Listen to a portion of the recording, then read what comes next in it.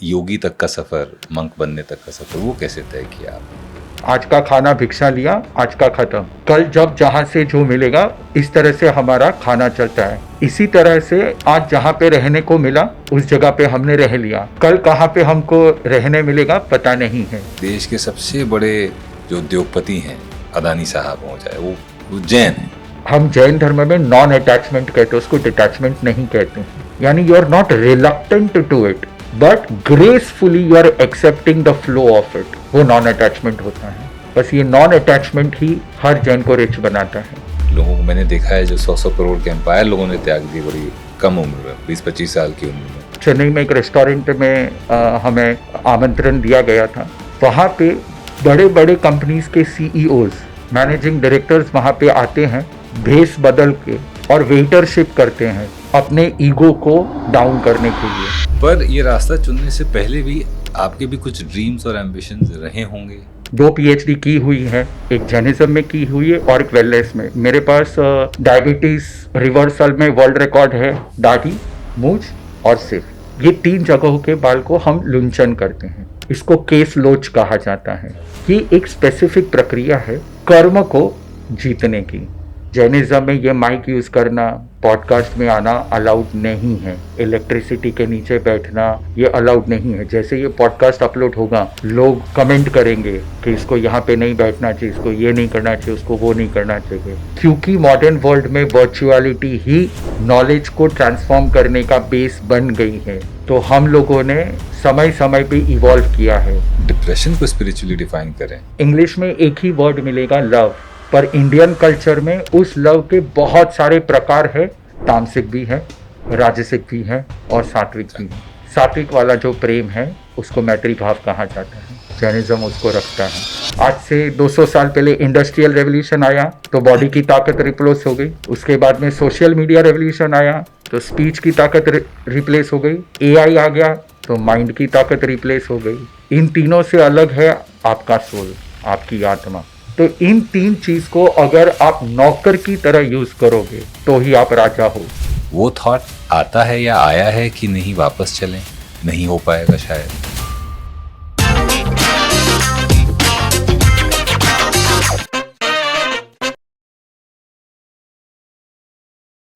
कहते हैं कि जो हिंदू धर्म है, ऑफ कोर्स उसके बड़ी परिभाषाएं हैं, बहुत तरीकों से उसको समझाया गया है, पर अगर अच्छी तरह से उसे समझना है तो बौद्ध धर्म और जैन धर्म को आप समझ लीजिए तो आप हिंदू धर्म को भी समझ जाएंगे। जैन धर्म या जैनिज्म ने हमेशा मुझे आकर्षित किया अपनी ओर। तो जब मुझे मौका मिला कि मैं किसी से जैन धर्म के बारे में, उनकी फ़िलॉसफ़ी के बारे में, उनकी अपनी फ़िलॉसफ़ी के बारे में बात करूं, तो मैंने तुरंत इस मौके को दोनों हाथों से ले लिया।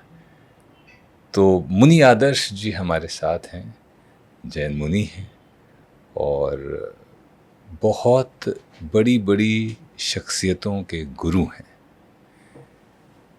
मुनि जी, हमसे संवाद करने के लिए बहुत बहुत धन्यवाद। सबसे बड़ा कौतूहल और सबसे बड़ा सवाल जो मेरे जहन में है, जो मैं चाह रहा था पूछना, वो ये कि आप हर जगह पैदल जाते हैं। और हर जगह पैदल से मतलब ऐसा नहीं कि शहर के अंदर ही, 2 शहरों के बीच में भी जो यात्रा होती है वो आप पैदल ही करते हैं।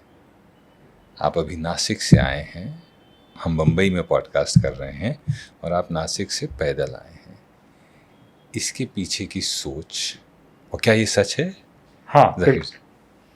तो इसके पीछे की सोच बेसिकली जैन धर्म में 3 प्रिंसिपल्स बताए गए हैं जी। उसमें एक प्रिंसिपल है अपरिग्रह। अच्छा। यानी परिग्रह नहीं रखना है। परिग्रह का मतलब ये है मटीरियलिस्टिक वर्ल्ड के साथ कनेक्शन कम कर देना है। जितना मटीरियलिस्टिक वर्ल्ड के साथ कनेक्टेड रहोगे उतना स्पिरिचुअल लेवल पे हमारा डाउनफॉल होगा। फिर उसमें राग, द्वेष, अटैचमेंट, ये बहुत सारा कुछ होता है। तो साधना पथ पे ये सारे ऑब्स्टिकल्स होते हैं। अब उसमें पैदल चलना ये अपरिग्रह के साथ कनेक्टेड कैसे होगा? तो सिर्फ पैदल चलना ये नहीं है, रोटी, कपड़ा, मकान, जो भी हमारी जीवन की नेसेसिटीज़ हैं, इसमें से किसी भी चीज़ को हम संग्रह नहीं करते हैं।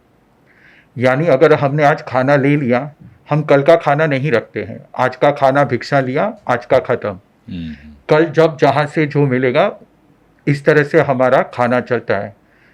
इसी तरह से आज जहाँ पे रहने को मिला, उस जगह पे हमने रह लिया। कल कहाँ पे हमको रहने मिलेगा पता नहीं है। ना हमारा बैंक अकाउंट होता है, ना ही हमारे खुद के नाम पे कोई घर होता है। हम एक जगह से दूसरे जगह चलते जाते हैं। तो जैसे रोटी, कपड़ा, मकान भी अगर हमारे पास नहीं है, कोई भी मटीरियलिस्टिक वर्ल्ड के साथ हम कनेक्टेड ही नहीं है, तो व्हीकल और ये सारी जो सेकेंडरी चीज़ें हैं वो तो होती ही नहीं हैं। अब ये जो परंपरा है अपरिग्रह की, आपको जानकर ये आश्चर्य होगा कि अगर मैं कपड़े भी लेता हूँ किसी के पास से भिक्षा में, तो हम उसकी भी आज्ञा लेते हैं कि आप मुझे कपड़े दीजिए पहनने के लिए।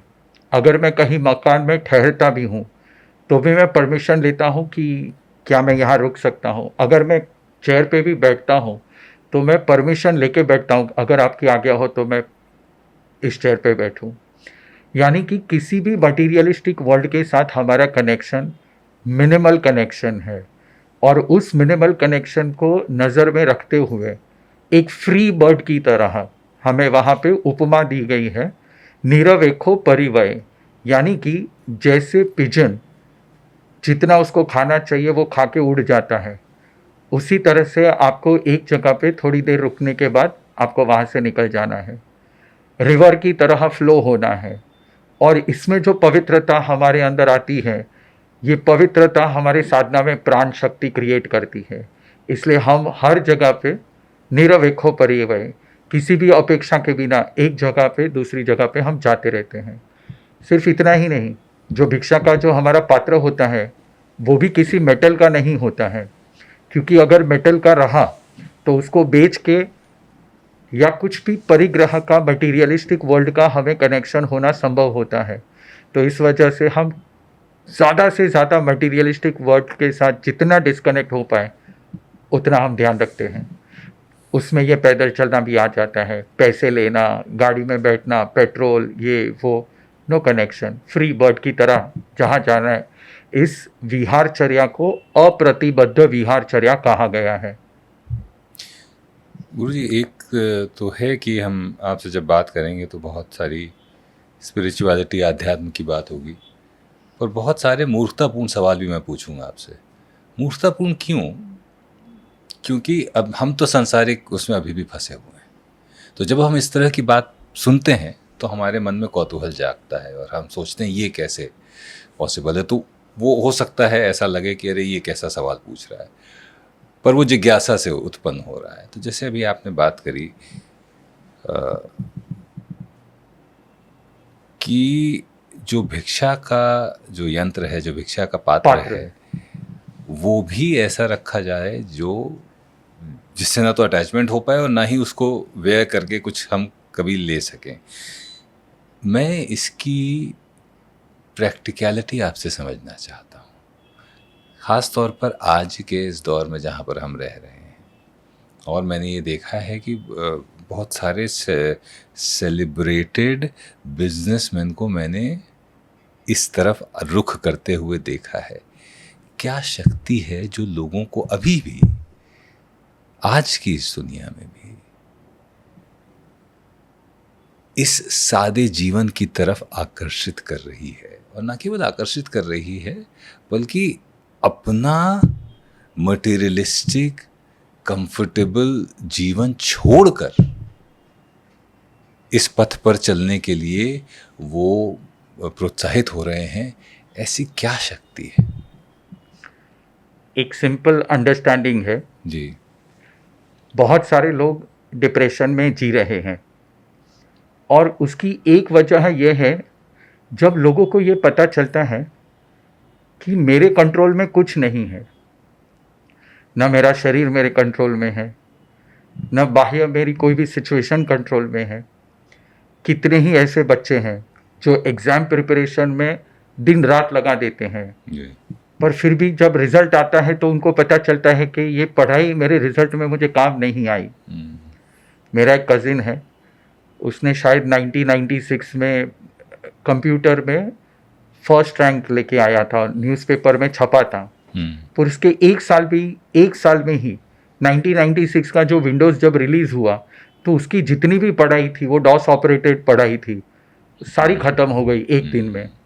उस दिन से आज दिन तक वो एक शॉप में प्रिंटर और प्रिंटिंग की जो मशीनरी होता है वो बेचता है। He is not any more a student now और intellectual person, he is a shopkeeper. इस तरह से हमें पता चलता है कि हमारे जीवन में कुछ भी कंट्रोल में नहीं है। तब पता चलता है कि कंट्रोल में क्या है, खुद के इमोशंस, खुद के थॉट्स।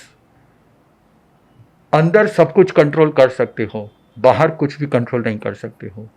और जब ये पता चलता है कि बाहर का युद्ध हम चाहे कितना ही जीत ले, उसमें सेटिस्फैक्शन नहीं है, अंदर को जब कंट्रोल होता है तो सेटिस्फैक्शन मिलता है। ये अंतर यात्रा है, ये अंतर युद्ध को जीतना है, वो वॉरियरशिप, उसमें जो जीत मिलती है अपने इंद्रियों पे, अपने स्टिमुलेशंस पे, उसमें जो खुशी मिलती है, ऐसी खुशी किसी को नहीं मिलती है। इसीलिए हम प्रेरित होते हैं आंतरिक स्टिमुलेशंस को जीतना, चाहे कितनी ही परिस्थिति कठिन क्यों ना हो, तो उसमें खुद को डिप्रेशन में नहीं जाने देना है। उसमें हम खुशी को, हमारे अंतर की गुणों को जब हम कंट्रोल पा लेते हैं, तब पता चलता है ये जो कंट्रोल का जो बिहेवियर है, इनर कंट्रोल का जो बिहेवियर है, वो हमारे खुद का है।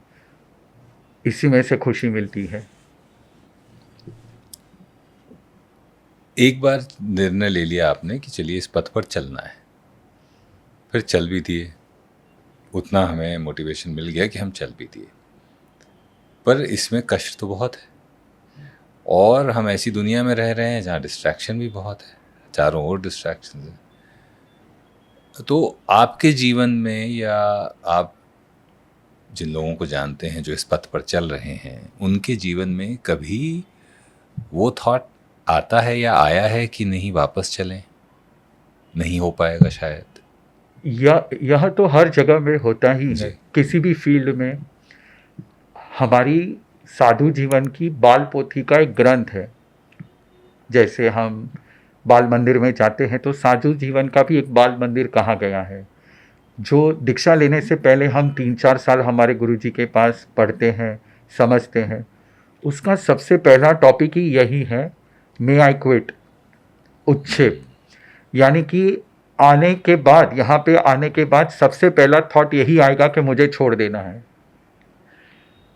ये सबसे सहन नहीं होता है। तो वो सबसे पहला चैप्टर ही ज्ञाता धर्म कथा सूत्र है। उसमें जिनको हम इतिहास में बिंबिसार के नाम से जानते हैं, उनका एक बेटा है मेघ कुमार। इतनी सुख होने के बावजूद उनकी एक एक बीवी की, उनकी एक एक पत्नी की अगर संपत्ति हम देखेंगे तो एक एक पत्नी के पास 7-7 महल और 700-700 दासियां उनकी वाइफ के पास है। उसके खुद के पास तो कितना ही है, उसका तो कोई पार ही नहीं है।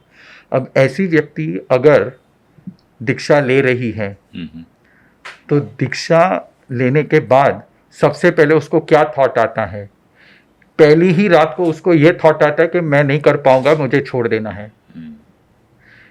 और तभी परमात्मा ने ये कहा, भगवान महावीर ने उनसे ये बात करी कि तुम जो यहाँ तक पहुँचे हो, आपकी जो विकास यात्रा हुई है, the growth you have achieved, आपका सोल था वो छोटे से अमीबा बैक्टीरिया में था। वहाँ से धीरे धीरे आपकी 5 सेंसेस, आपने एक एक सेंसेस को आपने पाया और बियॉन्ड सेंसेस जाने के लिए आपने इस मनुष्य जीवन को पा लिया। उस विकास यात्रा में जो आपने सहा है, इसके सामने ये कुछ भी नहीं है। और उस पूरी यात्रा का वर्णन करते हैं परमात्मा कि आपने इतना इतना कुछ सहा है। और तब रियलाइजेशन होता है कि हमारे अंदर ये तो कुछ भी नहीं है। जैसे फॉर एग्जाम्पल, किसी भी व्यक्ति को अपने जीवन निर्वाह के लिए, आजीविका के लिए काम करना ही पड़ता है, बच्चों को फॉरेन रहना पड़ता है। कितने ही बच्चे फॉरेन जाते हैं फॉरेन के क्रेज से, पर रोते हैं। हमें हर 2 दिन 3 दिन में एक ना एक कॉल आता है कि सिंगापुर में है, अमेरिका में है, नहीं जम रहा है, वापस आना चाहते हैं, होम सिक हो जाते हैं। तो घर छोड़ना ये कोई नई बात नहीं है। कितने ही मजदूर है घर छोड़ के 6-6 8-8 साल तक बाहर रहते हैं, फुटपाथ पे सोते हैं। तो ये कोई नई बात नहीं है कि हम सह रहे हैं। बस फर्क सिर्फ इतना है को उनको मजबूरी में ये सहना पड़ता है क्योंकि कुछ चाहिए, इसलिए सहना पड़ता है। और हम इसलिए सहते क्योंकि हमें कुछ नहीं चाहिए। ये जो खुशी होती है ये बहुत ही अलग लोगों की सोच से बहुत ही न्यारी सोच है। तो ये सोच जब आती है, कितने ही सारे चेन्नई में एक रेस्टोरेंट में हमें आमंत्रण दिया गया था। वहाँ पे भेस बदल के बड़े बड़े कंपनीज के सीईओज, मैनेजिंग डायरेक्टर्स वहाँ पे आते हैं और वेटरशिप करते हैं अपने ईगो को डाउन करने के लिए। जब अपनी टीम को मैनेज नहीं कर पाते अपनी ईगो की वजह से, तो उस ईगो को कंट्रोल करने के लिए वो वहाँ पे पोछा लगाते हैं टेबल पे। ये अल्टीमेट एक्सपीरियंस होता है, ये अल्टीमेट एक्सपीरियंस होता है। सोच सुन के ही पता नहीं इतना कनेक्ट की ये बात कि क्या कमाल की थॉट है कि ईगो को आप कंट्रोल करने के लिए एकदम ज़मीन से जुड़ने का प्रयास कर रहे हैं। मैं भी इसको कोशिश करूँगा अपनाने की किसी भी तरीके से, क्योंकि ईगो बहुत बड़ा नुकसान पहुंचाता है रिश्तों में, आपके आगे बढ़ने में, जीवन में आगे बढ़ने में। आगे बढ़ने से मेरा मतलब है कि अपने आप को समझने और अपने आप को पूर्ण रूप से जिसे कहते हैं ना कि अचीविंग योर पोटेंशियल, उसमें वो ईगो जो है बहुत बड़ी दीवार है। तो ये बड़ा अच्छा आपने एक वो बताया, ये कोशिश करके देखूंगा मैं भी। आपके जीवन में परेशानियां भी ऐसा नहीं कि कम रही हों, डिसलेक्सिक भी आप रहे हैं, तो वहाँ से एक योगी तक का सफ़र, मंक बनने तक का सफ़र, वो कैसे तय किया आपने? मैं ज़्यादातर पर्सनल बातें बहुत कम बताता हूँ, पर फिर भी जी, डिसलेक्सिया एक ऐसी सिचुएशन थी जहाँ पे लोनलीनेस फील होती है। आपके साथ कोई जुड़ना नहीं चाहता है, क्योंकि हर व्यक्ति को यही इच्छा होती है कि मैं अपने से ऊपर के तबके के व्यक्ति के साथ जुड़ूं। तो एक ऐसी व्यक्ति के साथ जिसके पास बहुत ज़्यादा नॉलेज भी नहीं है, या इसके साथ हम जुड़ नहीं पाएंगे, इसके साथ रहने से हमारी वैल्यू कम हो जाएगी। तो लोनलीनेस एक ऐसा फेज़ होता है, दो तरफ ले जाता है। या तो आपको डिप्रेशन की तरफ लेके जाता है, या तो एनलाइटनमेंट की ओर लेके जाता है। वहाँ पे एक श्लोक आता है, संकपस वसम गौ, यानी कि ऐसी एक सिचुएशन होती है जहाँ पे या तो आप ये सोचते हो कि मैं पूरी दुनिया को जीतना चाहता हूँ, और या तो आप ये सोचते हो कि मैं सब कुछ छोड़ देना चाहता हूँ। अगर छोड़ दोगे तो डिप्रेशन, और अगर पा लोगे तो पता नहीं कैसे पाना है, कन्फ्यूजन। इस डिप्रेशन और कन्फ्यूजन के बीच में एक लाइट आती है, एक इनर लाइट, एनलाइटनमेंट की लाइट आती है, जहाँ पे ये पता चलता है कि इन थॉट्स के बीच में भी मैं अकेला ही हूँ।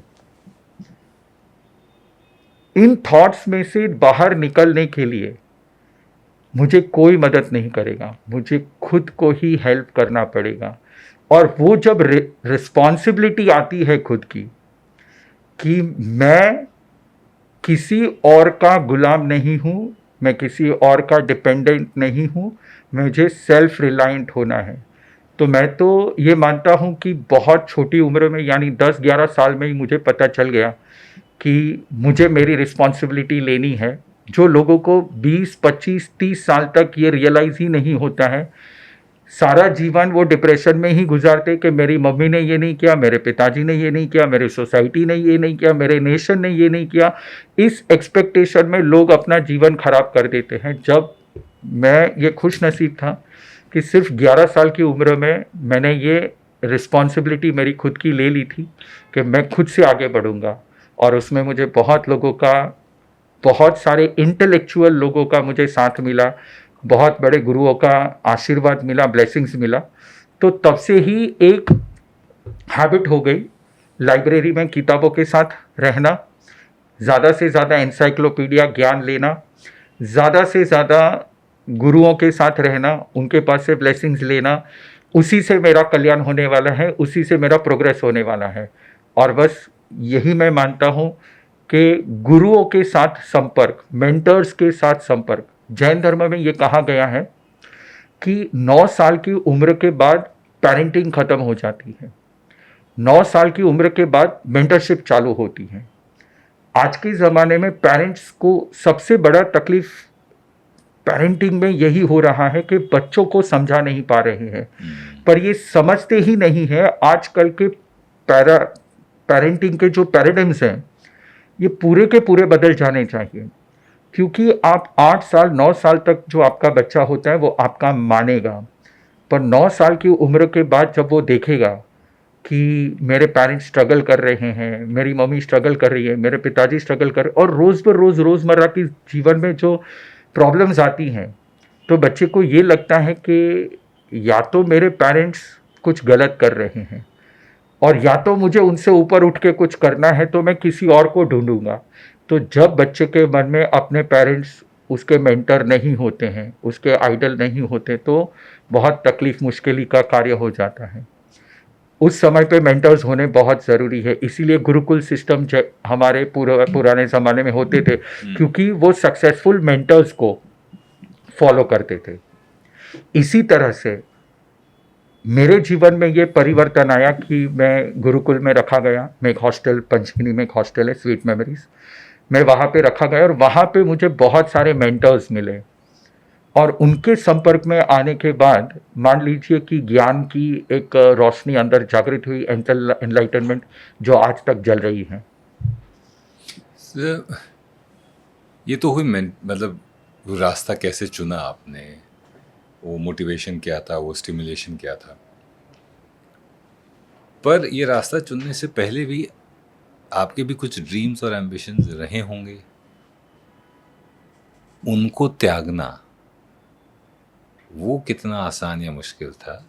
और अगर if I am not being too nosy, हम जान पाएं कि वो ड्रीम्स और एम्बिशंस क्या थे।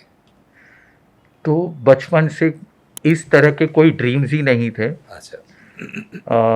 जैसे अब ये गॉड गिफ्ट का हो तो गॉड गिफ्ट, बचपन से किसी भी फिल्म को मैंने एक्टर के नज़र से नहीं देखा है, मैंने डायरेक्टर के नज़रिए से देखना शुरू किया था। किसी भी चीज़ को, यानी अगर कोई भी फ्रीज अगर रेफ्रिजरेटर मेरे सामने आया, तो रेफ्रिजरेटर मुझे ठंड दे रहा है, ये मैंने कभी नहीं सोचा। इसमें ठंड आई कहाँ से, ये मैंने सोचा है। सोर्स पे आपका ध्यान ज़्यादा था। ये बचपन से गॉड गिफ्ट रही है, क्यूरियोसिटी जी। तो ऐसे छोटे मोटे एम्बिशंस रहे ही नहीं थे। बचपन से ही हर चीज़ को रूट से जानने की कोशिश, क्योंकि सबसे पहला रूट यही था कि मुझे डिसलेक्सिया हुआ क्यों, और वहीं से ये क्यूरियोसिटी आती गई कि क्यों, वाई वाई वाई।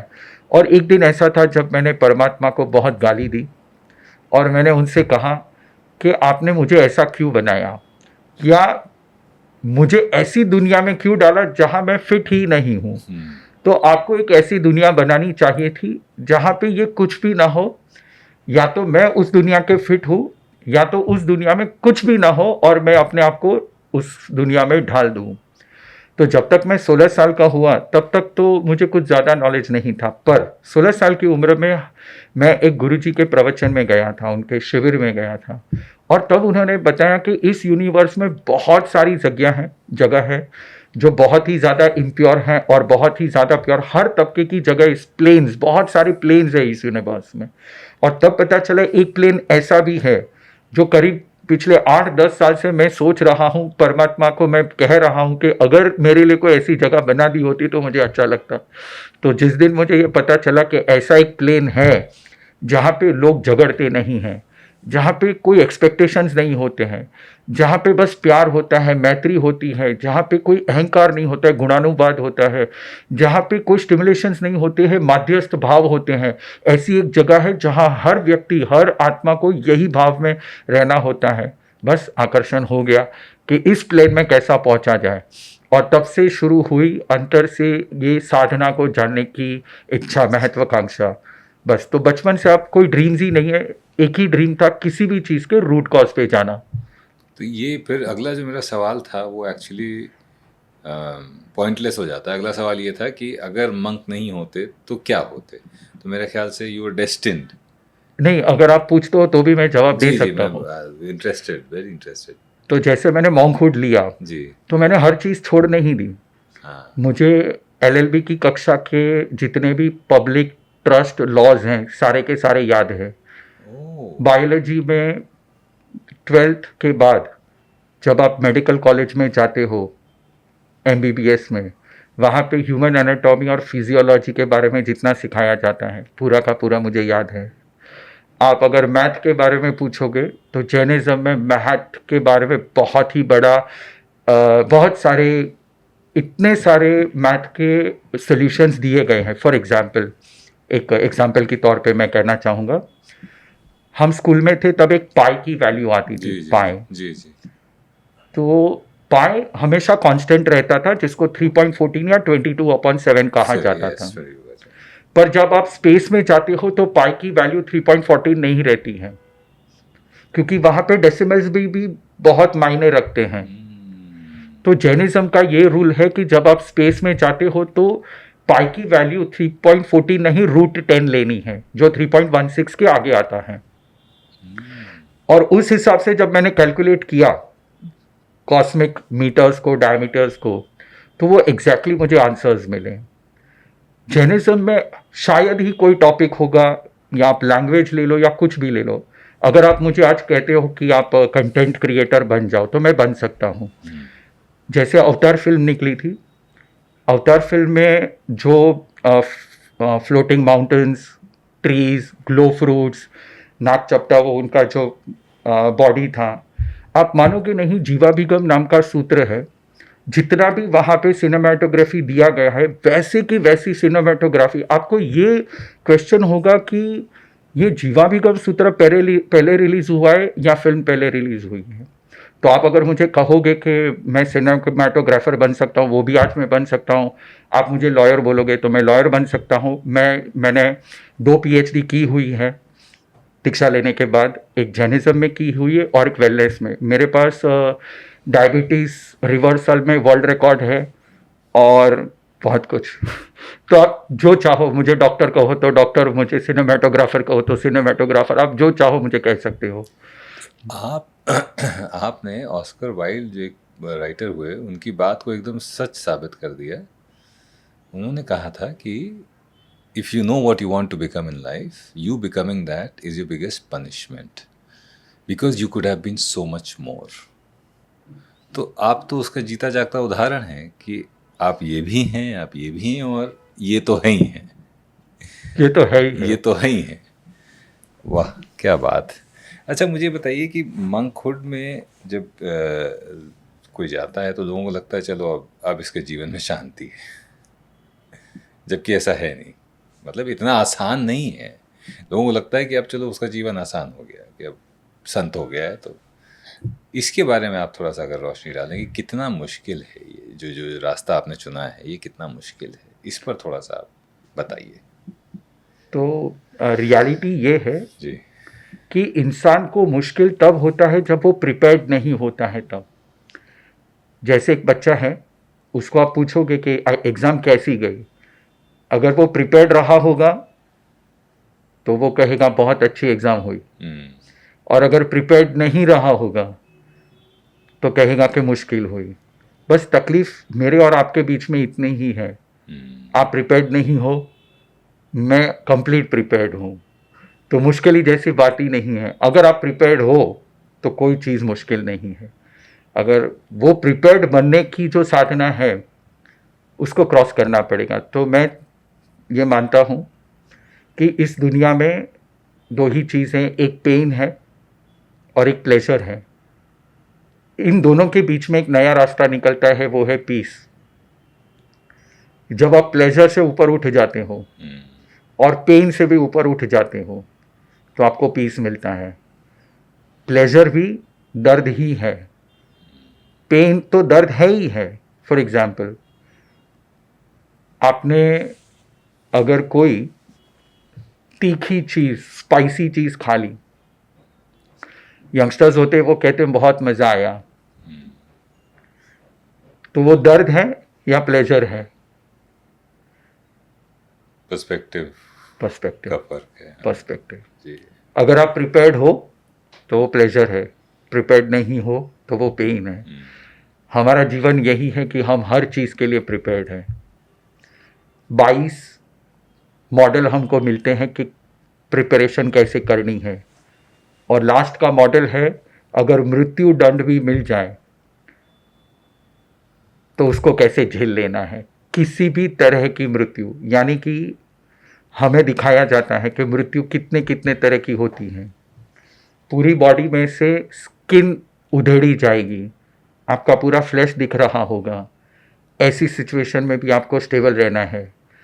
आपके कान में नुकीले नेल्स पियर्स करे जाएंगे, खून निकल रहा होगा, सुनाई देना बंद हो जाएगा, आप हेल्पलेस बन जाओगे, फिर भी आपके कॉन्शियस में आपको स्टेबल रहना है। हर चीज़ के बारे में प्रिपेयर किया जाता है, मेंटली, फिजिकली। ये जो वॉरियरशिप है वो इस एक्सटेंट की वॉरियरशिप है, और इसीलिए आपको पता चलेगा कि जैनिज्म में सबसे ज़्यादा क्षत्रियों ने दीक्षा ली है, क्योंकि उनके पास वो ताकत होती है कि वो हर चीज़ को झेल पाए, and they become the Victus. और इसीलिए जैनिज्म वर्ड आता है जिन, द विक्टर्स। और जैनिज्म जो उन विक्टर्स को फॉलो करे वो जैन होता है। तो इसका मतलब है कि जैनिज्म की तरफ पहला कदम तो मैं बढ़ा चुका हूँ, क्योंकि मैं भी क्षत्रिय हूँ।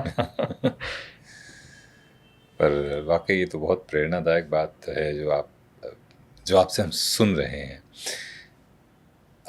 ये भी देखा है कि बहुत छोटी छोटी उम्र में लोग जैनिज्म की तरफ आकर्षित होते हैं, मंक बनने की तरफ आकर्षित होते हैं, जो साधना का पथ है वो चुनते हैं। ऐसा क्या है जो इस कम उम्र में लोगों को प्रोत्साहित कर रहा है? सब कुछ त्याग कर, लोगों को मैंने देखा है जो 100 करोड़ के एम्पायर लोगों ने त्याग दी बड़ी कम उम्र में, 20-25 साल की उम्र में। इसको आप किस तरह से एक्सप्लेन करते हैं? तो इसको मैं 2-3 पार्ट्स में डिवाइड करता हूँ। सबसे पहले ये बात कि लोगों को ये सोच आती है कि इतने छोटे को ऐसा किसी ने पढ़ाया होगा या सिखाया होगा, खुद से तो ऐसा नहीं आ सकता है, ऐसे लोग सोचते हैं। जी जी। पर ये गलत बात है। बहुत सारे आज वो गूगल बॉय वगैरह दिखते हैं जो बचपन से ही, जिनके पास बहुत सारा नॉलेज होता है, वो गॉड गिफ्टेड, हर एक के पास नहीं होता है, गॉड गिफ्टेड होते। तो जैसे ये बचपन में जो मॉन्कहुड लेते हैं, ये गॉड गिफ्टेड होते हैं, यानी पिछले जन्म की साधना उनको यहाँ पे लेके आती है। ये फर्स्ट बात है। सेकेंड बात, अब ये थोड़ा मैं व्यंग करूँगा। फॉरेन से जब अमेरिकन्स, यूरोपियंस इंडिया आए तो उनको ये पता चला कि इंडिया में एक स्पिरिचुअलिटी में एक प्रोडक्ट चलता है जिसको कहते हैं आत्म साक्षात्कार। अब वो सोचने लगे कि पूरे वर्ल्ड में ना ऑस्ट्रेलिया में किसी को आत्म साक्षात्कार हुआ, ना जर्मनी में किसी को हुआ, ना यूरोप में किसी को हुआ, ना अमेरिका में किसी को हुआ, ये इंडियन लोग को आत्म साक्षात्कार होता कहाँ से है? तो बहुत सालों तक वो जूझते रहे। पर फिर जब वहाँ यहाँ पे रहे और उनको ये एक्सपीरियंस हुआ कि नहीं, होता है, एनलाइटनमेंट जैसी कोई चीज़ होती है। जब उन्होंने भगवद गीता का ज्ञान लिया, जैन स्क्रिप्चर्स का ज्ञान लिया, जब उनको ये पता चला कि ऐसा होता है, तब उन्होंने खुद को कोसा कि हमने ये क्या गलती कर दी इतने साल। जिस चीज़ को आप अज्यूम ही नहीं करोगे तो वहाँ तक पहुँचोगे ही नहीं। If A is equal to B मानोगे तो फिर पूरा फॉर्मूला डिस्क्राइब होगा। A is not equal to B पहले ही आपने बोल दिया तो आप रिसर्चर हो ही नहीं। इंडिया में हो रहा है। इंडिया को आर्य क्षेत्र कहा गया है। यहाँ पे बहुत ही रॉयल, लॉयल और काइंड हार्टेड लोगों का जन्म होता है, पहले से हुआ है। और आपने हर राजा को देखा होगा कि अपने अंतिम समय में वो संसार को त्याग करके जी। वो मुक्ति की ओर जाता ही है। बस यही इंडिया की स्पेशलिटी है। और इस आर्य क्षेत्र में कुछ एक्सेप्शनल केस ऐसे होते हैं जो शायद पिछले जन्म में उन्होंने इस मार्ग को पाने की इच्छा तो रखी थी, साहस भी रखा था, पर पहुंच नहीं पाए। वो यहाँ पे जब आ जाते हैं तो उनको बचपन से ही जो अपनी एक मनोकामना जो बाकी थी वो पूर्ण करने के लिए यहाँ पे आते हैं, और बचपन से ही वो लिबरेशन के लिए ही चाहना रखते हैं। तो ये बहुत ही इम्पॉर्टेंट बात है कि आप ये सोच ले कि मुझे नहीं हो रहा है, तो मैं 60-80 साल का हुआ, मुझे नहीं हो रहा है तो उसको भी नहीं होगा। ये तो यूरोपियन जैसी बात हो गई कि कहीं पे भी नहीं हो रहा है तो इंडियन को कैसे हो रहा कैसे है। हो रहा है? हो सकता है, हर चीज़ हो सकती है। लोनलीनेस फील होती है कभी? मंकहुड में अकेलापन महसूस होता है कभी किसी पॉइंट पर ये ज़रूरत लगे कि इस समय कोई अगर होता साथ तो अच्छा होता? ऐसा होता है कभी? इसमें भी दो पार्ट हैं जी। एक होता है लोनलीनेस और एक होता है सॉलिट्यूड। जी। सॉलिट्यूड यानी द पावर ऑफ लोनलीनेस। हमारे 3 मनोरथ होते हैं।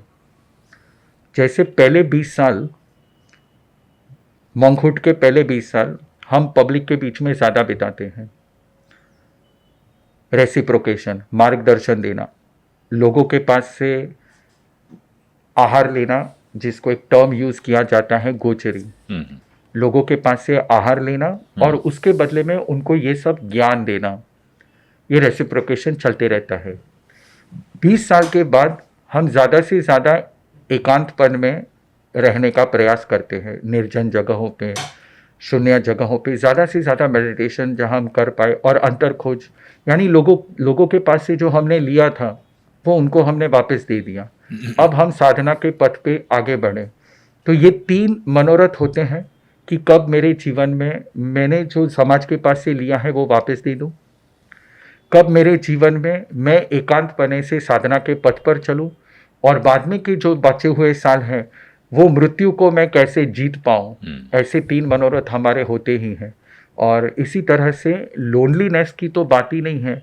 सबसे ज़्यादा आपको लोनली कब फील होता है? जब आप डेथ बेड पे होते हो। और डेथ बेड पे जब आपको किडनी फेल है, मल्टीपल ऑर्गन फेलियर है, आप बुला रहे हो लोगों को प्लीज़ सेव मी, पर कोई आपको बचाने नहीं आ पाता है, उस सिचुएशन को भी हम जीत लेते हैं। तो लोनलीनेस वो हमारे लिए कोई क्वेश्चन मार्क नहीं है। लोनलीनेस को जीतना ही इस यूनिवर्स का सबसे बड़ा महत्वपूर्ण साधना का लक्ष्य है। हर व्यक्ति अकेला आया है और हर व्यक्ति अकेला जाएगा, और इस अकेलेपन को जीतना वो जैन धर्म है। आपने अगले सवाल का भी मेरा जवाब दे दिया। अगला सवाल मैं पूछना चाह रहा था डर को लेकर, आपने वो भी बता दिया कि मृत्यु का डर या बाकी चीज़ों के डर को किस तरह से जीतना चाहिए। तो जैनिज़्म के अंदर इसको क्या हम धर्म कहें या इसको जीवन जीने का तरीका कहें? I didn't get it. Should we call it a religion or is it appropriate to call it a way to live life? हाँ, राइट, हाँ, ठीक है। तो जैनिज्म है वो हर स्टेज के व्यक्ति की डायग्नोसिस करता है कि आप कौन से स्टेज पे हो। 14 स्टेजेस बताए गए हैं, और उस स्टेज से आप लिबरेशन की ओर कैसे जा सकते हो उसका मार्ग वो बताता है। तो यहाँ पे ये नहीं है कि सिर्फ वे ऑफ लाइफ है, it is way of diagnosing your self, it is way of recognizing your potential, and after recognizing your potential how will you grow। जैसे हमने बैक्टीरिया से यहाँ तक आने की एक प्रक्रिया फॉलो की, विकास हुआ हमारा, अब यहाँ पे अटक नहीं जाना है, आपके पोटेंशियल को और इवॉल्व करना है। तो इस पोटेंशियल को लिबरेशन तक लेके जाने के लिए it is a way of liberation, not only way of life but way of spiritual evolution, achieving complete potential, that is self actualization. Maslow's hierarchy of need में सबसे ऊपर लेके जाने का Absolutely. प्रयास। जी। तो क्या इसीलिए संत बनने की शुरुआत एक ऐसी प्रक्रिया से होती है जिससे अगर मैं अगर कभी जैन धर्म की तरफ मुड़ूं तो मैं उससे बच जाऊंगा कि मेरे सर पे बाल नहीं है, वरना इसकी शुरुआत जो है बालों को हाथ से तोड़ कर होती है। तो एक तो इस प्रक्रिया के बारे में थोड़ा सा बताइए और इसके पीछे की सोच कि क्यों हाथ से ही तोड़ने चाहिए बाल अगर आप जैन धर्म अपना रहे हैं, और शायद वो मूंछों के बालों को भी हाथ से ही तोड़ा जाता है, हर मतलब शरीर के बालों को हाथ से ही तोड़ा जाता है, इसके पीछे की सोच। शरीर के हर बाल को नहीं, जी। दाढ़ी, मूंछ और सिर, जी। ये 3 जगहों के बाल को हम लुंचन करते हैं। इसको केस लोच कहा जाता है। अच्छा। लोच, ये एक स्पेसिफिक प्रक्रिया है कर्म को जीतने की। अगर श्रृंगार रस, हम 9 रस के बारे में बात करें तो सबसे पहला रस आता है श्रृंगार रस। जी। और श्रृंगार रस में बालों को कैसे संवारना ये बहुत ही इम्पोर्टेंट होता है। स्किन केयर, हेयर केयर, ये श्रृंगार रस के बहुत ही इम्पोर्टेंट सब्जेक्ट्स हैं। जैन धर्म सबसे पहले ये कहता है कि अपने बॉडी को संवारना छोड़ दो, हेयर स्टाइल नहीं रखनी है। तो श्रृंगार रस जीतने का सबसे बड़ा उपाय मैं आपको कहूँगा, आपको जान के ये आश्चर्य होगा कि इंडिया का सबसे बड़ा नाट्य शास्त्र किसी नाटकबाज ने नहीं लिखा है। इंडिया का सबसे बड़ा नाट्य शास्त्र किसी नाटकबाज ने नहीं लिखा है। ये लिखा है एक मुनि ने लिखा है जिसका नाम है भरत मुनि।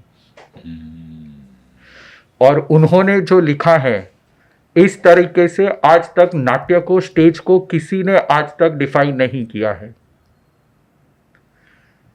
700 श्लोकों का ये ग्रंथ है, कर्नाटका के थे, कन्नड़ में लिखा गया, ओरिजिनली संस्कृत में, लिपि कन्नड़ की यूज की गई।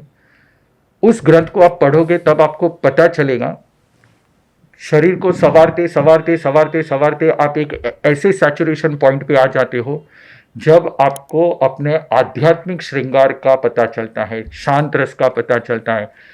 तब आपके लिए बाह्य कोई भी चीज मायने नहीं रखती है। ये श्रृंगार रस को त्याग करने के लिए सबसे पहले हम ये लोच करते हैं। दूसरा कारण है लोच करने का कर्म। हमने लोगों को इतना दर्द दिया है अपनी खुशी के लिए। फॉर एग्जाम्पल, अगर आपके जेब में 500 की फटी हुई नोट आ जाए तो आप क्या करोगे? फटी हुई नोट तो हम जोड़ने का प्रयास करेंगे। यानी कि जैसे ही 500 की फटी हुई नोट आपके जेब में आई, आपको हुआ दर्द। हाँ। अब आप वो दर्द दूसरे को ट्रांसफर करना चाहोगे, है कि नहीं? सारे संसार में यही है, हर व्यक्ति अपने दर्द को दूसरों को ट्रांसफर करना चाहता है। और अगर आप कंपेनियनशिप में हो, यानी कि शादी किए हुए हो, तो आप एक दूसरे के साथ अपना दर्द शेयर करना चाहते हो। हम वो दर्द को एब्जॉर्ब करना चाहते हैं। हम एक ऐसा सोर्स बनना चाहते हैं जो सारे संसार का सारा दर्द हम एब्जॉर्ब कर ले और लोगों को खुशी दें। ये मॉन्कहुड का सबसे पहला नियम है।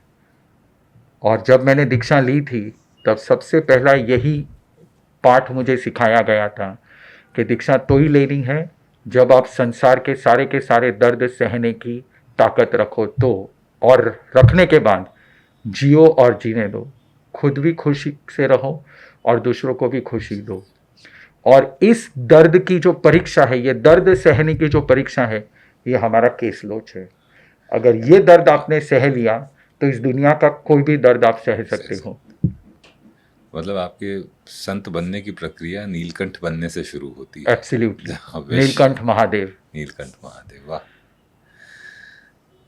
अब इसका एक और पहलू है, वो ये कि वो धर्म जो डिटैचमेंट इतना सिखा रहा है, उसी धर्म के अनुयायी इस देश के सबसे रिच लोगों में से भी आते हैं, सबसे वेल्दी लोगों में भी से आते हैं। तो ये इसको किस तरह से आप देखते हैं कि क्यों ऐसा है कि देश के सबसे बड़े जो उद्योगपति हैं, देश के जो सबसे अमीर व्यक्ति हैं, चाहे अदानी साहब हों, चाहे वो जैन हैं?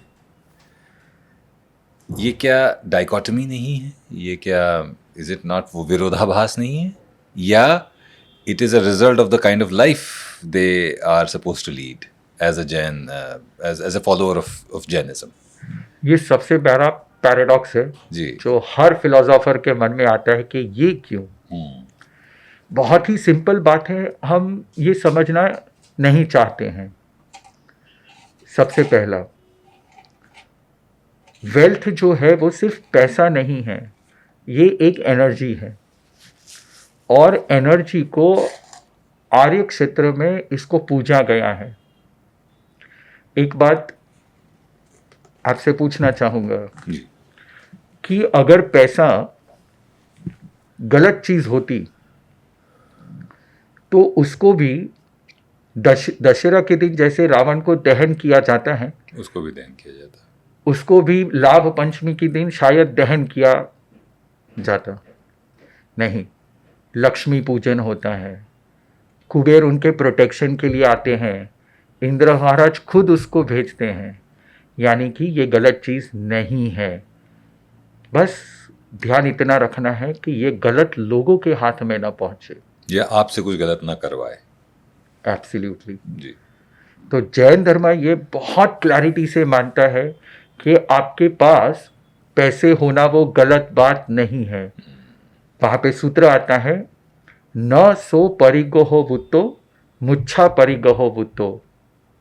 अगर आप ये मानते हो कि पैसा एक रोलिंग चीज है and you are only a channel to roll that money, not to hold it, not to hold that money, hold हुआ, मुच्छा आई, मूर्छा आई, you become greedy, you become voracious. But if you become the channel of rolling the money, you can be small or big. तो हर जैन ये मानता है कि we are only channels of rolling the money. अब आप जितना पोटेंशियल बढ़ा सको, you become a bigger channel of the money, rolling the money. और इसीलिए वो जो डिटैचमेंट है, जो हम जैन धर्म में नॉन अटैचमेंट कहते हैं, उसको डिटैचमेंट नहीं कहते हैं। यानी you are not reluctant to it, but gracefully you are accepting the flow of it, वो नॉन अटैचमेंट होता है। बस ये नॉन अटैचमेंट ही हर जैन को रिच बनाता है। क्या ये अपरिग्रह से अलग फिलॉसफी नहीं है, या उसी का एक्सटेंशन? यही है, यही अपरिग्रह की ही फिलॉसफी है कि आप जरिया मात्र हैं, आप उसको पोजेस नहीं कर रहे हैं, just a source of rolling it और using it for better purpose and benefit of the people. कर्म को लेकर क्या जैनिज्म कहता है? तो कर्म एक बहुत ही डिवाइन थियरी जैनिज्म में बताई गई है। ये मैं आपको आपके पॉडकास्ट के माध्यम से लोगों को कहना चाहूँगा कि अगर किसी भी चीज़ की डेफिनेशन अगर आपको चाहिए क्लासिफिकेशन के साथ, वो जैन शास्त्रों में मिल जाएगी। कैसे? जैसे अगर आप भारतीय न्याय संहिता को खोलोगे तो वहाँ पे एक एक चीज़ का डेफिनेशन, व्हाट इज़ इंडिया, सबसे पहले यहीं से शुरू होता है, पॉलिटी यहीं से शुरू होती है। What is India, what is a citizen of India, उसके कर्तव्य क्या है, और फिर वहाँ से शुरू होता है क्या करना है क्या नहीं करना है। तो जैनिज्म में हर चीज़ के बारे में डेफिनेशन दिया गया है। जनरली आप लोगों में देखोगे कर्म यानी सिर्फ कर्म, पर जैनिज्म में कर्म के बहुत सारे डेफिनेशंस दिए गए हैं। आप जो काम करो वो भी कर्म, और लैंग्वेज के हिसाब से जिस पे कुछ काम हो रहा है वो भी कर्म, ऑब्जेक्ट वो भी कर्म। और यहाँ पे जैनिज्म में एक्सक्लूसिव मीनिंग दिया गया है, जो हर चीज़ को रिकॉर्ड करे वो भी कर्म। ये इसको सिंबॉलिक नेम दिया गया है कर्म, यानी कि आप जो भी कार्य कर रहे हो, जो इंटेंसिटी से कार्य कर रहे हो, जो पर्पस से कार्य कर रहे हो, जितनी देर तक वो कार्य कर रहे हो, वो हर चीज़ को हर सेकंड पे स्टोर करता है। जैसे एक सीसीटीवी कैमरा होता है, हार्ड डिस्क पे सारी की सारी रिकॉर्डिंग्स होती हैं, वैसे ही हमारे सोल पे ये सारी की सारी रिकॉर्डिंग्स, मैग्नेटिक रिकॉर्डिंग्स स्टोर होती हैं और वो एक पार्टिकल के फॉर्म में होती हैं, क्योंकि ये सारी की सारी रिकॉर्डिंग्स वर्ण, गंध, रस, स्पर्श यानी कि colour, odour, taste, touch, sound से कंप्लीटेड है। तो उसके लिए कोई एक बेस चाहिए। तो ऐसे जो एटम्स एंड मॉलिक्यूल्स जो इन सारी चीज़ों को रिकॉर्ड करके हमारे सोल के साथ रहे, जब तक हम उसको रेसिप्रोकेट ना करें, या तो जब तक उसका जो हमने कर्म किया है वो फिर से ना भुगत ले, तब तक वो हमारे साथ रहता है, वो रिकॉर्डिंग हमारे साथ रहती है। उस रिकॉर्डिंग को कहते हैं कर्म। तो इस संदर्भ में आज जो लोगों के एम्बिशंस हैं या जो सक्सेस की परिभाषा है, उसको आप किस तरह से देखते हैं आज के in today's context, people's ambitions and their definition of success, how do you see that as a Jain monk yes, who has evolved? हाँ, तो हमें सक्सेस की डेफिनेशन दी गई है। जी। सक्सेस टेम्परेरी है। शब्द जो है हमारे संस्कृत में वो है सफल।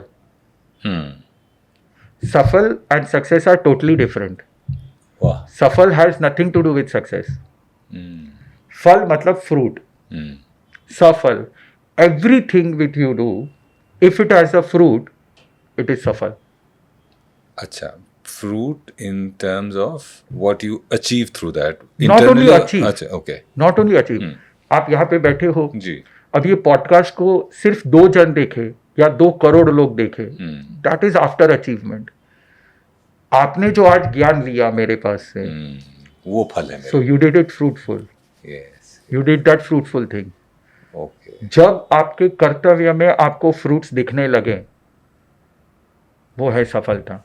वाह, सॉरी बट मुझे बहुत अच्छा लगा ये सुन के, इतना अच्छा लगा, क्योंकि ये चीज़ ना मैं बहुत स्ट्रगल भी करता हूँ कई बार। जैसे मुझसे भी लोग पूछते हैं कि आप सक्सेसफुल हैं तो आपका दिमाग क्यों नहीं ख़राब हुआ, मतलब इन शब्दों में नहीं, बट तो मैं उनको वही बोलता हूँ कि सफलता के मायने क्या हैं आपके लिए। चाहे जो आप देख रहे हैं वो मेरे लिए मायने है ही नहीं। Absolutely. उन पैरामीटर्स पे तो मैं सक्सेसफुल हूँ ही नहीं। जैसे लोग पूछते हैं कि आप वॉइस आर्टिस्ट हैं, तो आपका नाम है, तो आप सक्सेसफुल, आपने हम्बल कैसे? मैंने कहा आप जो देख रहे हो उस पैरामीटर पे मैं सफल हूँ ही नहीं, क्योंकि मुझसे अच्छे बहुत सारे वॉइस आर्टिस्ट हैं जिनको मैं जानता हूँ, आप शायद नहीं जानते हैं। मेरे लिए सफलता ये है कि मैं उठता हूँ तो मुझे बड़ा मज़ा आता है कि आज मैं जा रहा हूँ, मुनि जी के साथ पॉडकास्ट करूँगा या कुछ नया काम करूँगा, वो मेरे लिए सफलता है। तो आज आपने उसको मतलब एक परिभाषित कर दिया मेरे लिए। वैलिडिटी। जी। जैनिज्म उसको वैलिडिटी देता है। और इसके भी आगे, ये तो सक्सेस तो एक आजकल के ज़माने में बिजनेस टर्म बनाया गया है, पैसे बेचने के लिए, सक्सेस को बेचने के लिए टर्म बनाया गया है। That has nothing to do with your internal self, क्योंकि internal self does not want success, internal self wants growth. एक चीज हम बार बार कहते हैं, change is the inevitable change. जी जी। चेंज ही ऐसी चीज है जो कभी चेंज नहीं होने वाली है, वो परमानेंट है। Change is the only constant in life. Yes, मतलब change बड़ी is दो only अलग the- अलग चीजें हैं, हाँ। विरोधाभास वाली। चेंज और कांस्टेंट और दोनों एक साथ है। एक साथ है। जी। जैनिज्म में इस चेंज को अलग तरीके से देखा गया है।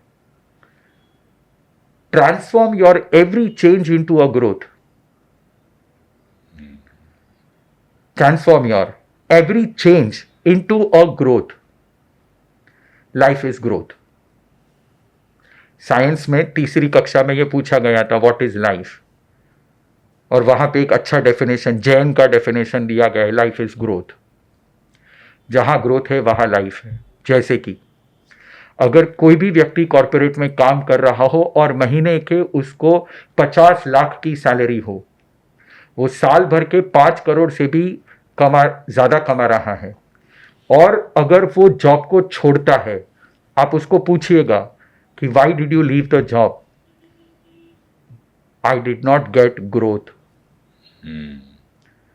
मुझे ग्रोथ चाहिए थी, इसलिए मैंने वहां पे छोड़ा। ये लाइफ का इनएविटेबल फॉर्मूला है. It is not success. Success एक दिन मिली, आपने एक अवार्ड लगा दिया, खत्म. What next? ग्रोथ. उससे आगे बढ़ना है. तो ये ग्रोथ की जो यात्रा है वो जैन धर्म है. To continuously evolve your self, जिसको आज ये कहते हैं to be the better version, 1 point better version more. जी। ये ग्रोथ है. और मैंने तो जैसे किसी ने पूछा भी कि what is your purpose of life, मैंने कहा देखो मैं अभी तक इतना इवॉल्व हो ही नहीं पाया कि मैं वहाँ पहुँचूँ कि पर्पस ऑफ लाइफ क्या ढूंढ लूँ. पर मुझे जो लगता है मेरा पर्पस है वो बस इतना ही है कि जो मैं कर रहा हूँ उससे थोड़ा सा बेहतर कर लूँ. वो करते हुए शायद मुझे एक और नया पर्पस मिल जाए तो अलग बात है.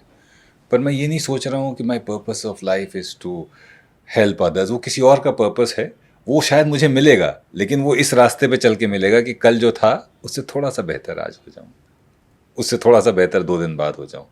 वो पर्पस है मेरे लिए लाइफ. क्या बात है, मज़ा ही आ गया. आपको मतलब चरण एक बार फिर से छूने का मन कर रहा है मेरा. बहुत कमाल की बातें और ऐसी बातें जो आपके कुछ ग्रे एरियाज़ पे रोशनी डाल रही हैं. ऐसी चीज़ें जहाँ आप थोड़ा कंफ्यूज थे, उन पे उन्होंने प्रकाश डाल दिया और देखा है कि देखो ये है, ये तुम ढूंढ रहे थे, ये अंदर ही है. मिनिमलिज्म जो ट्रेंड है आजकल, आप लोग तो उसको जीते हैं. मिनिमलिज्म के एक्सट्रीम को जीते हैं. क्या वो जैन फिलॉसफी का ही डाइल्यूटेड वर्जन है? जो मिनिमलिज्म आज प्रैक्टिस करने की लोग कोशिश कर रहे हैं, जो फैशन सा है आजकल. I am minimalistic. भले ही वो मिनिमलिस्टिक में 3 जोड़ी कपड़े हैं, लेकिन वो तीनों जोड़ी अरमानी के हैं या गुच्ची के हैं या डिज़ाइनर वो हैं, लेकिन मिनिमलिस्टिक हैं. तो क्या वो फिलॉसफी वहीं से आई है, जैन धर्म से आई है? मैं थोड़ा सरकास्टिक होना चाहूँगा. हाँ प्लीज़ सर, प्लीज़. आजकल लोग आलसी होते जा रहे हैं. अगर आप आलसी को अगर मिनिमलिस्टिक का नाम दोगे तो that will be the worst meaning ever. Minimalistic in materialistic things, not in ideally. जो आप कह रहे हैं कि ऐसा नहीं हो कि मिनिमलिस्टिक अपने एफर्ट्स में मिनिमलिस्टिक हो जाएं आप. क्योंकि आप स्टील के बर्तन धो नहीं पा रहे हो, इसलिए थर्मोकोल के बर्तन में खा रहे हो. वो मिनिमलिज्म नहीं है. नहीं, वो आलस है. आज लोग उसकी तरफ आकर्षित हो रहे हैं, not because of their qualities, because of their limitations. Jainism ने तो पूरे यूनिवर्स को परमिशन दे दी है कि आप जैनिज्म का नाम मत लगाओ. इंटरमिटेंट फास्टिंग करके भी अगर आपका ठीक होता है तो हो जाने दो. आप उसको हमारा जैन धर्म का अहिंसा का नाम मत लगाओ. पीस नाम देकर भी अगर आप एक दूसरे के साथ रह पा रहे हो, रहो. हमें हमारा लेबल नहीं चाहिए. अगर आप किसी भी अच्छी चीज़ को देखोगे, उसका एक रूट जैनिज्म में मिलेगा. प्रैक्टिकली देखो, स्पेस, विक्रम साराभाई जैन थे.